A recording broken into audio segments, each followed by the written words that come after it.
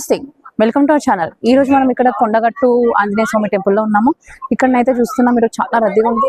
తెలుసు అందరికీ కొండగట్టు ఆంజనేయ స్వామి టెంపుల్ అంటే అసలుకి ఈ ఆలయం అంటే ఎంత ప్రశస్తికైనదో, ప్రసిద్ధి చెందిందో మనకు అందరికీ తెలుసు.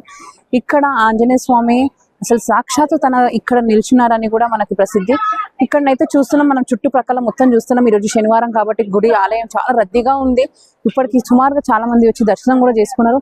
ఇక్కడ ఆలయం ఏంది అని అంటే, ఇక్కడ స్వయంగా వచ్చి హనుమంతుడు నిలిచినారని కూడా ఇక్కడ పేరు. అసలు ఇంకొకటి ఏంది అని అంటే, ఈరోజు శనివారం, శని త్రయోదశి కాబట్టి ఇది పుష్యమాసంలో వచ్చిన శని త్రయోదశి. చాలా మనకి లాస్ట్ ఇయర్ లో లాస్ట్ మార్గశిర మాసంలో వచ్చిన శని త్రయోదశి కాబట్టి చాలా మహిమాన్వితమైన రోజు కాబట్టి చాలా మంది రద్దీగా ఉంది. ఇక్కడనైతే చూడొచ్చు, మనమైతే ఎంత మంది చూడొచ్చు. చుట్టుపక్కల ఇక్కడ వచ్చి నివసించే వాళ్ళు కూడా, ఇప్పుడు ఈ రోజు నిద్ర చేసే వాళ్ళు కూడా చాలా మందిగా ఉన్నారు.